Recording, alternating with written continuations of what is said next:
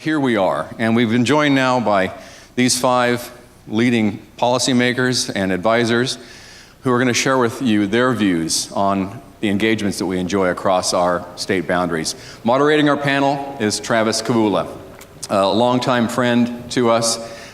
Travis is the vice chairman of the Montana Public Service Commission. He's the immediate past president of NARUC, the National Association of Regulatory Utility Commissioners. He's a well-known and trusted leader on issues of significance to the industry, and he's been a thoughtful voice on matters relating to regional collaboration. So Travis, take it away, and thank you for your flexibility. Yeah, absolutely. If camera troubles are the least of, are the ISO's only problem, as long as they're keeping the lights on, I think they're doing a fairly good job. And to Tom's point, I want to thank him for bringing us all together to talk about the recently passed regionalization legislation we were all supposed to be discussing, except that it didn't quite work out that way now, did it? So, Libby, I'd like to start with you. Welcome to the West. Thank you. You're from a region that seems to have got its act together, and even though you have lots of differences between states, from North Dakota to Illinois, you've organized into a market that has a real-time, day-ahead transmission planning function, the whole 9 yards, the mid-continent independent system operator. You were the president of the Organization of MISO States, and I just want your take on what made regionalization work there, since we're kind of struggling to figure it out here. Sure, thanks, and thanks everyone for the California welcome. I appreciate it very much. A couple things. First of all, many of the states in the Mid-Continent ISO have also become involved in the Southwest Power Pool. So we actually can talk about being in 2 different ISOs, which is an interesting endeavor as it goes. But as far as the Mid-Continent ISO, it's really a teenager. It just celebrated its 15th anniversary about a year ago. And it is comprised of 15 states, the city of New Orleans, and the province of Manitoba. So it is a large swath of the midsection of the United States and reaches up into Canada. There are a variety of stakeholder entities that are involved. There's obviously a board, very much like the Board of Governors here. But then there are 11 or 12 now different stakeholder groups, everyone from the Transmission Owners Committee to the Regional State Committee, which is known as the Organization of MISO States, and that's all the regulators. And then there are transmission-dependent utilities, there's an environmental group, there's the consumer advocates, there's independent power producers, the list goes on. So a lot of differences set up that way to allow for a lot of communication and transparency. And I think underlying the successes of the MISO organization and allowing for integration of wind and everything else within that footprint and getting the markets and everything else that goes on, the key pin has been the transparency and the communication. Every meeting, from the board of directors down to whichever group, are open. They must be public. You can go into executive session for the basic legal, personnel, highly security information kinds of things. So everything is out in the open, so everybody knows what's going on. And I think that has been extremely helpful in getting where that organization needs to be. That said, most of the states are vertically integrated except for Illinois, and then Michigan has a small percentage, 10% can be choice. And so within the regional side, from the state perspective, we conveniently agree to disagree, I think is the best way to describe it. The Organization of MISO States has bylaws, officers, actually has paid staff, has an executive director, and another staff person who really helps reach out to the staff that are involved around the different states. And that organization meets monthly on the phone and tries to be in person quarterly, and also ties in with the 4 board meetings a year of MISO. And I think what's allowed for a lot of things to happen is the conversation and the trying to get things done, but a realization at some point you have to put the pencils down and decisions have to be made, and there may be minority opinions that are written in the official papers that come forward from the OMS. Those minority opinions may be heard at the MISO level. They're also reflected in FERC filings. Organization of MISO States does file routinely at FERC on issues too. I think that's what's really helped just allow the discussion to go on and on. In the last 5 years, what we called the Entergy states have joined the MISO footprint. That would be Mississippi, Louisiana, the city of New Orleans, Arkansas, and Texas, and that has brought a different dynamic, definitely. So those entities still continue to meet quarterly with the Entergy Regional State Committee. It's known as the ERSC.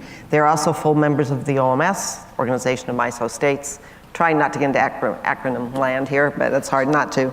And so there are some regional differences as they've tried to bring the Entergy states within the footprint, and the state regulators have managed to have that separate entity. So in the West, we've had to grapple with this suggestion that regionalization somehow threatens the state's ability to choose its own public policy.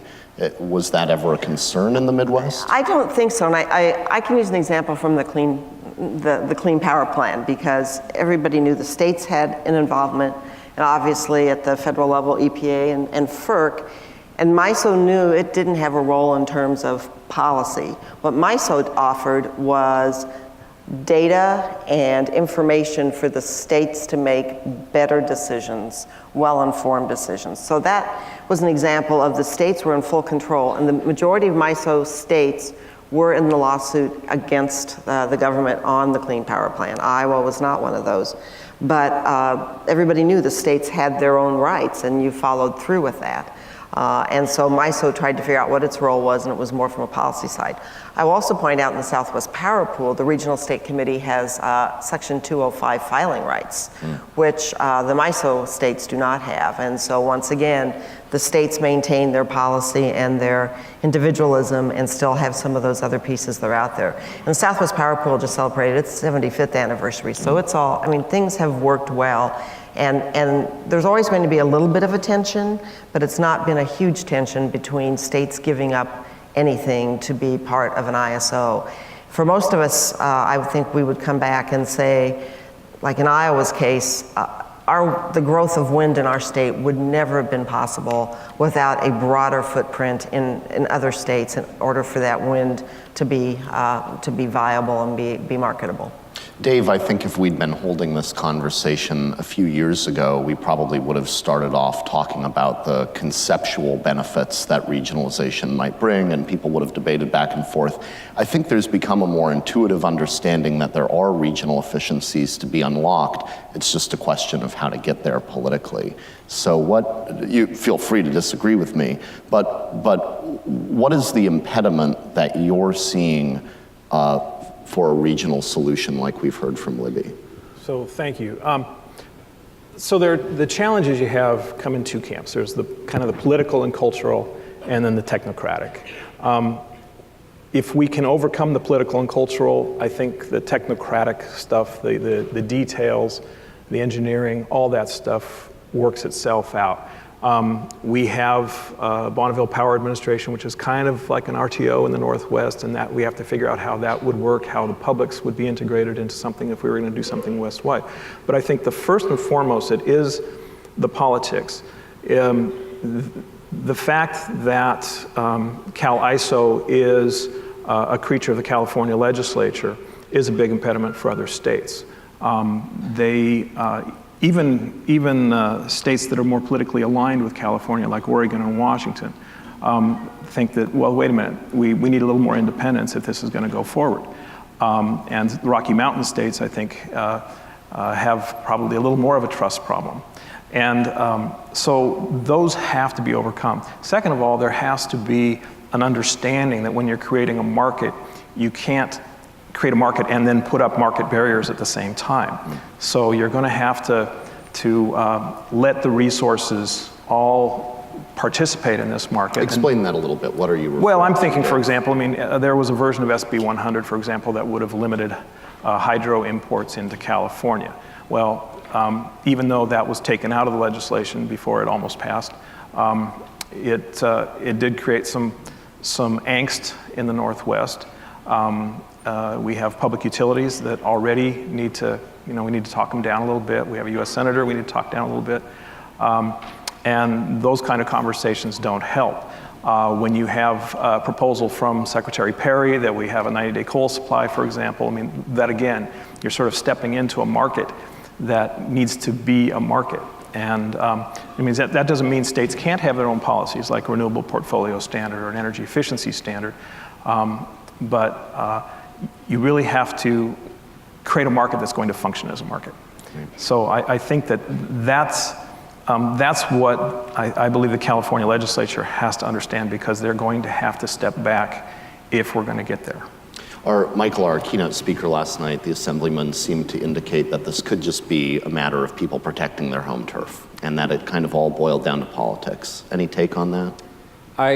I think there's politics in anything. I came from a big family, and the fight was always over who was going to get the car keys on Saturday night. Did you get them most of the time? I was a very effective coalition builder. That's good to hear. A trait I'm sure that serves you well now. So there are a variety of cultural issues, as Dave said, and California is sort of used to going it alone. And we have a longstanding fear of FERC. And so those are big challenges to overcome. But I have to say at the end of this that this is nowhere as difficult as negotiating Colorado River water rights. So if you want something that seems really hard to untangle, go there. And so I expect that there will be some flexibility in terms of the governance of the ISO. I expect that there'll be legislation moving again come January. The legislature is going to go through a couple of leadership contests at the end of this year, and then all the bills that were alive at the end of the session will come back for the second half of the session. So I think that we'll have those debates here in California. I spend more time talking to my colleagues across the West. I think we all realize that there is some inevitability to some kind of regional market and some kind of regional transmission operator. We can't continue to be effective in the world that we're in. But we have this enormous advantage of having just a great diversity of resources in the West. So electricity is much easier to solve than water, simply because there are so many different ways that we can get electricity. Right. Laura, I want your views on this too, but sometimes those of us from Rocky Mountain states have been kind of painted the villain in the California political discussion. If it just weren't for us and our pesky coal-burning ways, we would have solved this long ago, right? How do you, I think Utah, though, has a different story to tell, and I'd like your views on regionalization and how Utah might be able to fit in to the discussion. Sure.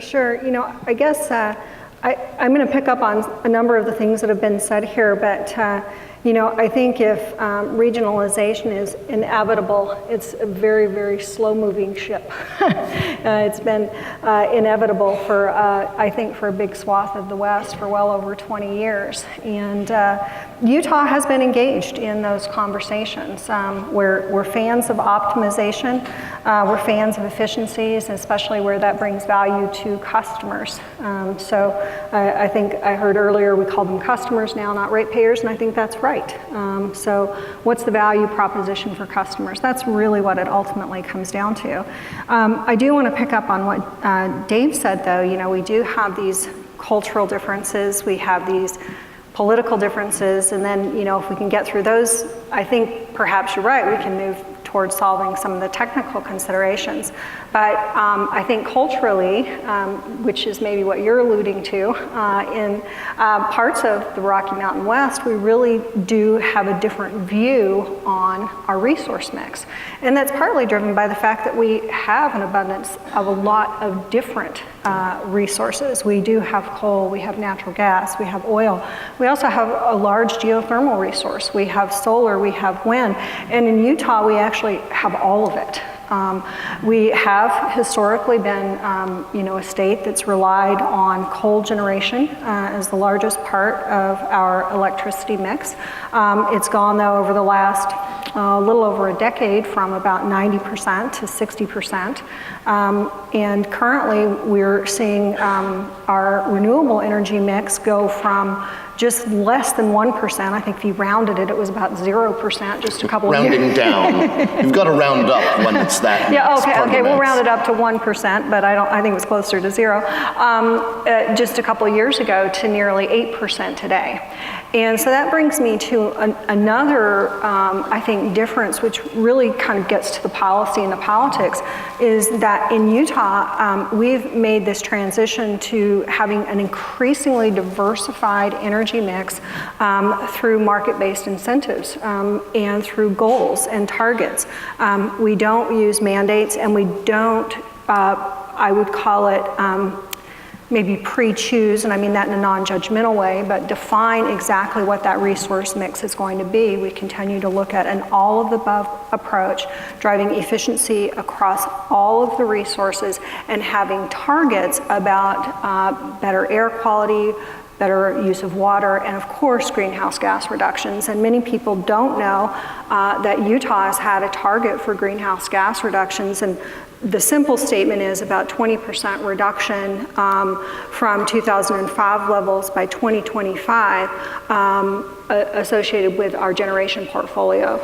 So today we're on target to meet that, and since 2008 we've realized about a 14 to 15% reduction in our greenhouse gas emissions, which I think is cause for celebration. That's a good story to tell. You know, one of the things about the Southwest Power Pool that I find interesting is that it started with relatively fewer market functions. It had a real-time energy market like the energy imbalance market, and then it kind of gradually added to those functions over time. Our current regional ISO conversation seems to be about EIM, or do we go full boat, blow it all up, expand it into a region? Is there, Dave and Michael, I mean, is there some reason why we wouldn't just add on like a day-ahead market or a sort of flexibility product market to the existing EIM and just call it EIM Plus without bringing in all the hassle? I think one of the central cultural challenges is that most of us have never lived in that kind of aggregated environment. And so I remember the first days of the energy imbalance market, and it was sort of there, and people were not eager to subscribe. There were some trades within California, there across various seams. And it didn't really start to move until Harry Reid sat two governors down, Sandoval and Brown, in Las Vegas, and said, I'm going to push you guys to make this work, and I'm going to push NV Energy to join. And that really started the ball moving. And even at that point, there was a commissioner from another state who told me that we never thought we'd be in bed with you godless communist atheists from California. Except the utility came in and showed us the numbers, and we had to hold our nose and look the other way. So, you know, if the energy imbalance market is the first time you've moved out of your house and you live in a dormitory or some other kind of structured setting, this is where you're picking roommates and going out and signing a lease together, and then eventually, you know, you get married, buy a house. So I think it's a progression. I don't know. EIM is just like a gateway drug, let's face it. Well, then you wind up hard up with the capacity market. I'm just going to leave it to your articulate description of what energy imbalance market is. So, but he's right. You know, when EIM was first proposed, we were contacted by Pacificor, and they were explaining this thing, and we were skeptical. We didn't know enough about it. Now, what we see is there's money on the table, and we have participating utilities, and they're showing us what the benefits are. It's a whole different story, and it's the same thing with an RTO. I mean, I was back in 2001 when Bud Crow was trying to create an RTO in the Northwest and was working with all the utilities there. And of course, the timing there couldn't have been worse. It was right after the California energy crisis, and people were using sentences that had FERC, California, and markets in deregulation all in the same sentence. And you know, there was just resistance. I think now, when they look and they see what's going on with other ISOs, they're seeing the success of EIM. I think there's a lot more openness. And I think, again, we can get over some of those cultural and political issues, we can start making progress. I think as regulators, we have a common need that arises as we start to build these markets, even the small ones, and that's to actually make sure it's a fair market and that it's honest. And so we all have experience with markets that get distorted or get rigged. And here in California, we're looking at our resource adequacy market, where I suspect that some merchant providers are actually withholding their gas plants from our RA bids at the utility level when they put their RFOs together, so that they can actually come into a wholesale market. So I'm actually eager to get to the point as we see these growth of these partial markets, where I can sit with a fellow regulator and do some market monitoring and figure out where we think that there may be some kind of predatory tactics and manipulations, and have an effective way to do that as a body. So for me, that's one of the benefits that I clearly see. What the market rules are, you know, those are part of the politics of getting there. But I think we're at that point where we as regulators need to have that vehicle to actually protect our state interests and our common interests. I want to tease out a theme you kind of just alluded to, which is that there's a number of ways. There's a number of ways for a resource to participate nowadays in the energy system, right? They can go and enter into some deal in California with a utility in a kind of transaction that gets put on retail customers. They can clear in the wholesale market if they want to. In Libby's formulation, where it's all vertically integrated utilities, except for Illinois for the most part, it's a lot simpler. Everyone's kind of doing a central procurement model with utilities. But it kind of begs the question that the governors were talking about before, about whether or not a lot of this stuff is actually customer driven, driving to this transition, or whether it's really being done by government mandates or through a central planning process like an integrated resource plan. And I guess all of us have a little bit of each of that, but in terms of your philosophy, maybe you can comment on who's sort of driving the bus. Libby, you have a good story on that. As a recovering regulator, I like what Paul said yesterday. I like that word, recovering. I think in perspective, first of all, Iowa does not utilize IRPs. And the RPS standard was set in 1983 for 105 megawatts of renewables. By the end of this year, the state will have 7,000 megawatts of wind. So, you know, the policies are just kind of, that's just how it is. And so for that state, working in a regional market has worked very well. And the policies, the legislature's not looking to change those because everything's been so wildly successful.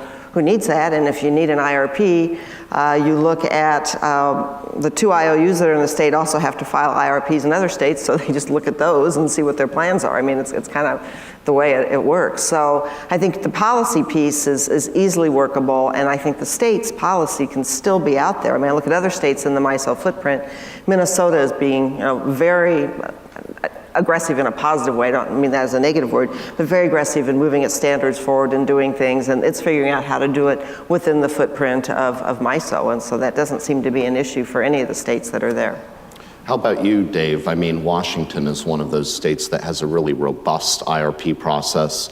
You do see some customers trying to peel off and do direct access, but most of the load served by the investor-owned utilities really does have its resource mix selected through the administrative process, which in the end falls to a regulator like you to ordain this or disordain that. So, yeah, but first of all, the RPS that we have in the state of Washington and the energy efficiency standard we have in Washington came about through voter initiative. So it was kind of customer choice at a macro level. And they were acting when the legislature wouldn't. And so that's what got us into that business to begin with. But I think it's both. I think it's both regulatory work. I mean, an IRP, under Washington law, we don't approve IRPs, we acknowledge IRPs. All we're doing is telling the utilities, you need to go do this plan, which is something they should be doing with or without an IRP regulation. and looking at their resource mix and what's the lowest reasonable cost to serve their customers. And so I see it's both. I think it's the utilities wanting to serve their customers' expectations, and of course they want to keep us happy, but the customer expectations drive a lot of this. And a lot of ways the regulatory commissions are really just implementing what the voters have told us to do. So in California, it is just almost hideously complex how resources get entered into the market, Michael. I mean, through your regulation, you've got utilities that are signing contracts for renewables, but you also have community choice aggregators now that have peeled away to do their own renewable thing. You have a lot of rooftop solar that's entered in through the kind of retail rate design construct of net energy metering. See how easy that was? And then you're trying to overlay it all with an IRP, but to some degree, and then you have the ISO seeming to call itself the orchestra conductor, but it seems more like Stravinsky than Bach, right? I mean, you've got like this crescendo of solar that hasn't necessarily been planned, and then I worry that it ends up getting kind of split apart when the ISO finally has to kind of issue reliability must-run contracts or take other out-of-market actions to kind of pull it all together and make it all work. So are we going to see a California which is more central planning or more chaotic? Well, or customer-oriented? How about that? Those are your only choices. Yeah. Feel free to pick something in between that binary. So what we have here is a heterogeneous and ill-formed problem domain. And so once you embrace that, then it becomes easy to kind of conceptualize a variety of solutions. The problem that we have is probably imperfect powers at the CPUC to actually try to help bring all this together. And that's partly because this has not been a well-conceived and consistent strategy. This is a whole series of different actions in different forms over the past 20 years, gone all the way back to the 1998 when the legislature required the electric utilities to sell off their generation, with the exception of a few big legacy projects. So we've been living in this chaos for quite some time, so it starts to seem kind of normal to us. I think that, and I think that we cope. And so there are authorities we have, but again, I think that they are not as well defined and they are not as simple as they could be if we can get to consistency. So part of it is really starting to look at this disaggregation and to look at how other people have dealt with it, because there are systematic ways that people have approached that elsewhere. Sometimes it's as one central design, sometimes it's one central process that everybody has to adhere to.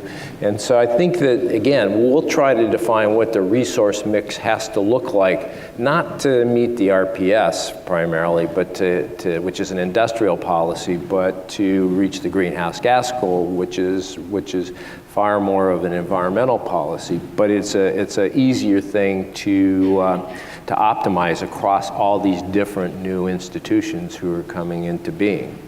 So at the end of the day, is it you and your colleagues that'll be making those decisions, or are you just kind of going to try to let the CCA crowd and that faction figure it out on their own? I think there's got to be some central resource plan that everybody adheres to. I mean, this is the old common discussion we have in America. Everybody likes Jeffersonian democracy until it doesn't work, and then they want some Madisonian model where things are delegated.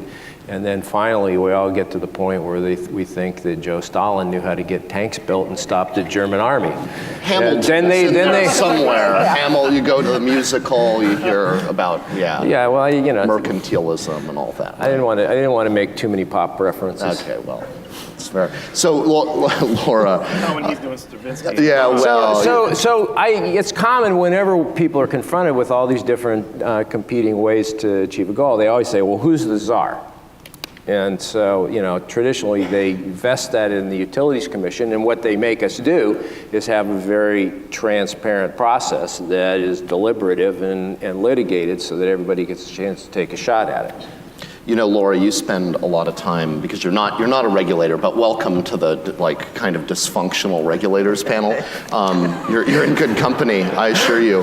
But you, as the Governor's Energy Office, you spend a lot of time thinking about emerging technologies, how they can fit into a system that really does have a much more regimented, clear IRP process, in my own opinion. But I wonder how you think about keeping pace with technological innovation. I mean, it often seems in the old concept of utility planning that we're baking into consumer rates things that'll last 20, 30 years or so we project, and they end up being sometimes technologically obsolete far sooner than that. So what's your view of accommodating innovation within a utility system?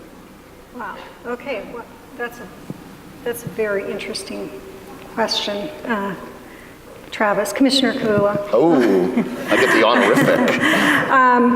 You know, first of all, maybe I want to step back for just a minute and talk about regionalization just generally, because one of the things that we see that occurs with these transitions as we move towards more organized markets, that it actually does impact how we use our resources.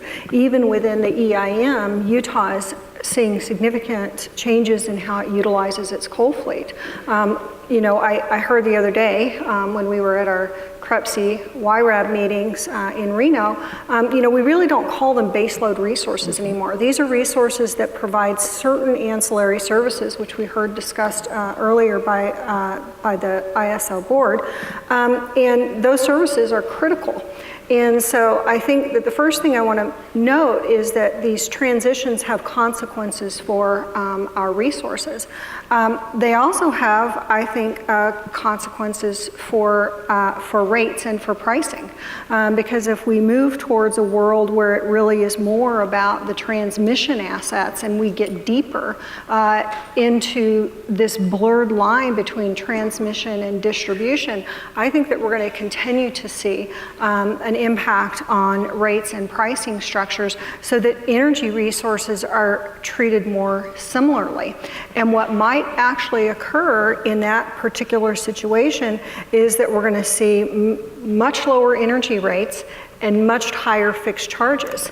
And so I think that we have to consider, well, what does that mean for resources that we are seeing on the rise right now, like distributed energy resources? And so I think maybe this is where I'll get to your question. I mean, Utah has seen exponential growth in distributed energy resources over the last 2 to 3 years. And I think you're probably familiar that we recently had a net metering issue in Utah where the governor intervened and said, listen, we've got to have a glide path towards changing how we price and integrate these resources. So I want all of the parties to come together, and that meant the utility, regulators, advocates, and the solar industry to talk about what that glide path looks like. And where we ended up, we did reach an agreement, which I think was really quite an accomplishment in and of itself. And everyone might not have agreed with or they might not have felt like it was a complete win, but of course when you've got compromise, you're not going to get everything you want, but people got enough of what they wanted to move forward with the agreement. But I think a key thing to note is that we went from a net metering model to a compensation model, but the compensation is only about 10% less than the current average retail rate. So it was a minor shift in price. So still higher energy rates, lower fixed cost.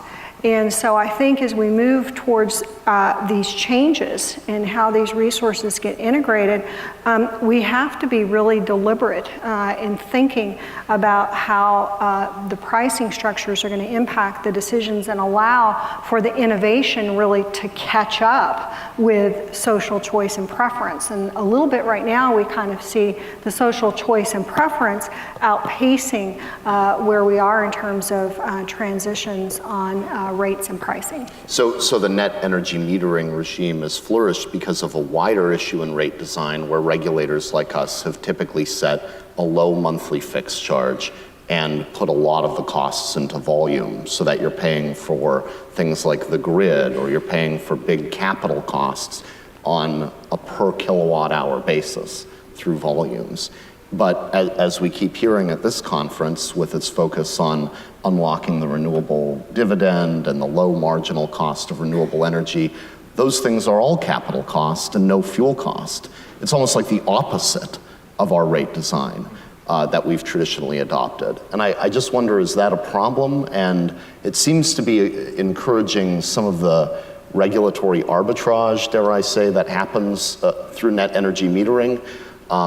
It also seems to encourage sometimes customer flight in terms of direct access when you see continually rising retail rates but wholesale prices in the tank. How do you grapple with a problem like that? It's complex.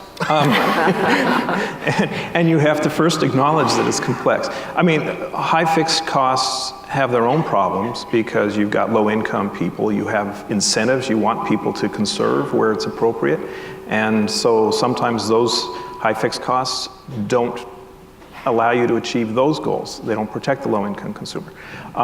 In terms of customer flight, our concern there is you've got to, I believe that the utility and the services that the investor-owned utilities provide are essential, and you have to keep them healthy. And so if there's going to be flight, you have to look at, are there stranded costs, or is there a share of stranded costs that need to be paid by the entity that's leaving the system? And these are all a number of, these are just examples of things that you have to look at, but you're going to have to take it on a case-by-case basis because it is complex. One of the big goals in California is electrification, getting to EVs, trying to electrify industrial processes.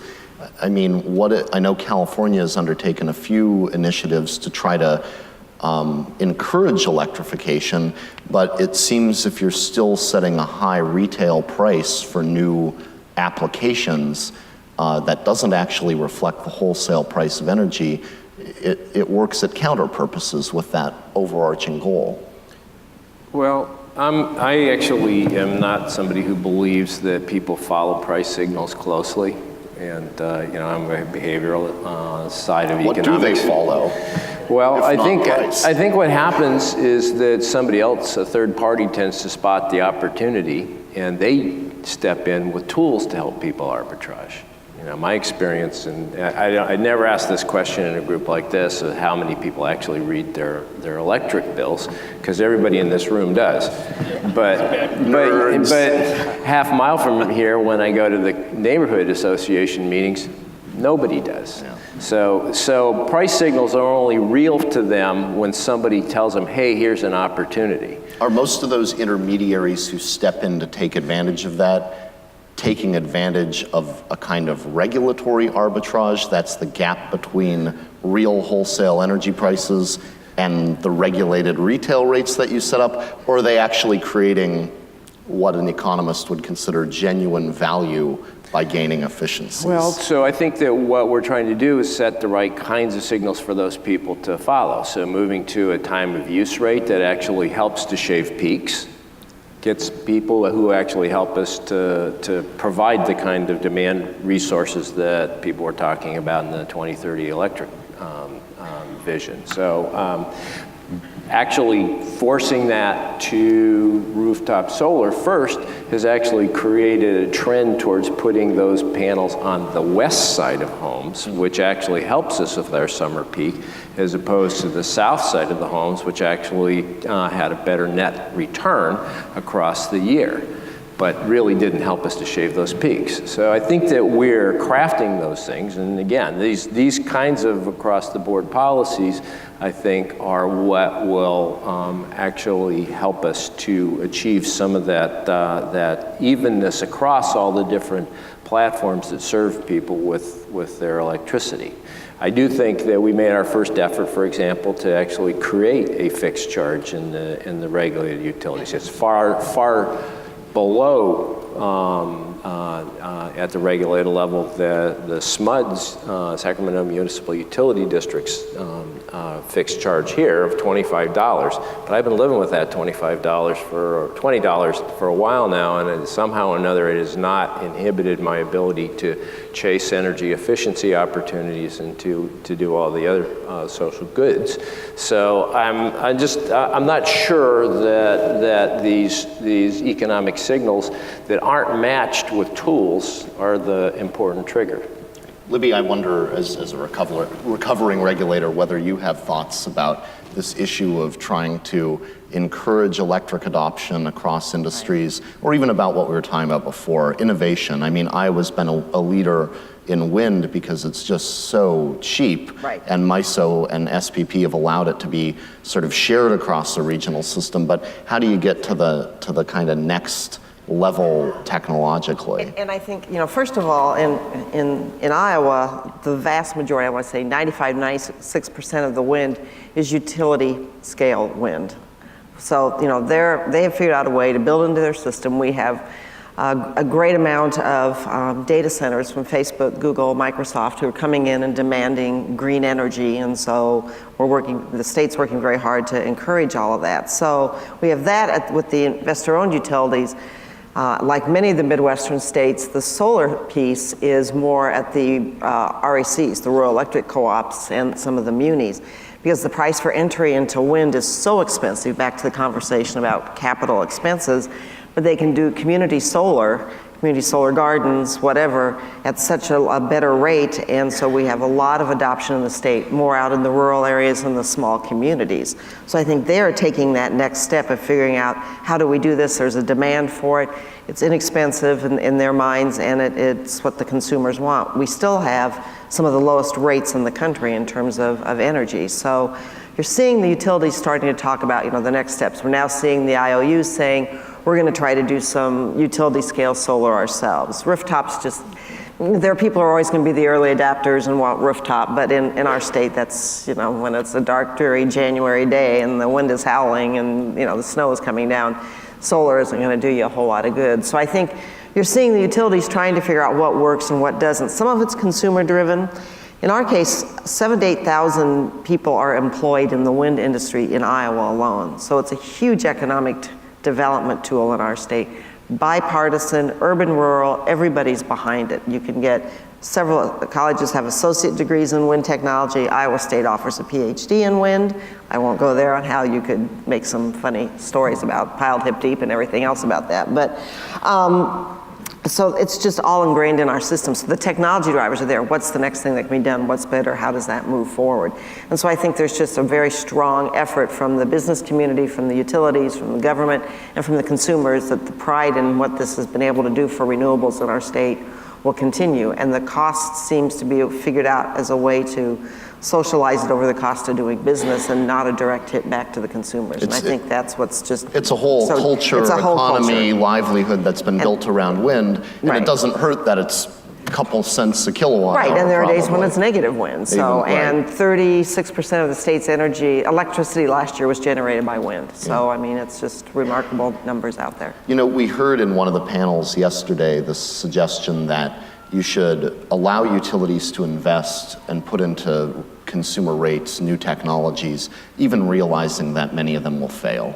And I wonder, in a lot of, I'm always happy to let California be the guinea pig, Michael, so I won't ask you this question. But for a state of Washington's size and similar political ambitions in some ways around climate to California, how do you account for things like that? The need to experiment, or even externalities like jobs and economic development that are kind of those squishy factors. They're not part of least cost planning, but you try to build them in somehow. How do you wrap your mind around those, Dave? Traditionally, we don't look at those kinds of costs. We don't look at economic development. We don't really even look at social costs that may be there. We're looking at the cost of resources. Now, that's got to change. I think, but I worry about, we've had utilities approach us about just an open-ended R&D tariff, and so you never know, is it something real or are you just flushing money down the toilet? And I don't know what standards we have to help us know that a utility is just, pocketing the money or actually going and doing something. So not my job is sort of your answer. Well, yeah, actually it is. It's not that it's not my job, it's that my job is to say, well, there might be better places for that R&D to take place. There's a saying that second mouse gets the cheese, so we also look to California to take on Michael. But that said, I mean, it's something that again, it's a case-by-case basis. If somebody comes in and says, I've got a proposal, and it has some risk to it, but please assess it, it's great. But we work closely, for example, on storage with the national labs. We're working electric vehicles and other things. We actually have a 3-state process right now with California and Oregon where our staffs are working together to develop best practices. And so there's opportunities there. I kind of want to chime in on this because as the policy person, I guess, it's an interesting conversation, and I don't want to speak specifically for our commission, but I would say that I think there's a general sentiment in Utah that the commission doesn't set policy, it enacts policy. And so when we look at the state's energy policy, where does that really evolve from? It evolves really from our state legislature. And also, of course, our governor's office has a specific role in that. And so what we've seen is that really I would say, customers in the utility looking to the legislature to identify policies that can be implemented by the commission that allow for innovation. So in 2016, we also only have one investor-owned utility in Utah, which provides 83%, I think, of the electricity in the state. So we are in a unique position. I don't, want to discount that because not every state may be in that position.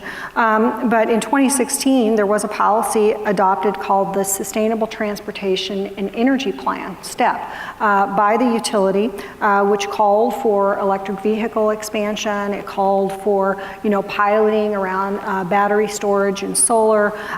It called for, doing R&D on clean coal technologies and identifying funds to use for that. And so then that came to the commission, and the commission's role at that point was really to enact the policy that had been set by the legislature. So I think there's always sort of this interesting, I'll call it, relationship between the commissions and policy and how the commissions respond to that policy through rulemaking or other dockets that might come before the commission. From a policymaker perspective too, I mean, we've talked a lot about the energy transition, and you're always transitioning to something, but you're also transitioning away from something else.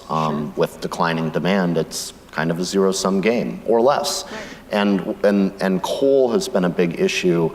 I mean, the economy of coal is one with mine-mouth plants in many parts of our turf, with population bases that appear almost entirely reliant on that industry.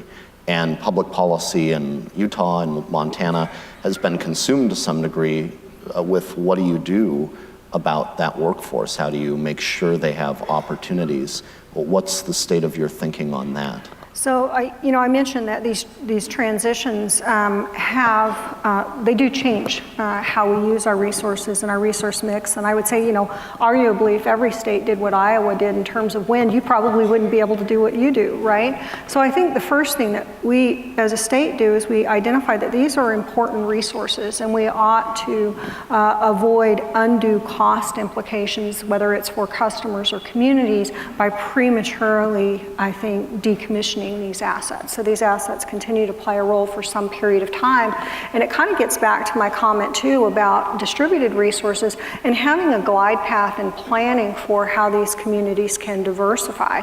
And so I think it really is about avoiding price shocks, because I do think that while customers and industry may not be thinking day to day, although industry probably is about those very specific price signals, they will definitely respond to price shocks. And that will have real impacts for customers customers, and it will have real impacts for communities. So I think that, you know, one of the things that can happen within the regulatory environment is to manage those transitions and avoid those price shocks. And then that allows, I think, from the bigger policy perspective, to engage with the communities where these transitions are occurring and look for those opportunities for diversification. And I'll go back to, you know, the coal plants in Utah are now utilized differently. Instead of operating at, let's say, 90%, today it's closer to 50 or 60%. That means a reduction in coal, which means a reduction in coal jobs, which means actually a reduction in workforce at those plants. So they're very real problems that we're facing, and to the extent that we can manage a glide path, I think we have better opportunities to create, I'll call them new success stories for those communities around a broader set of resources. So Michael, I'd call California the guinea pig, but it is too large of a place to be compared to such a small mammal.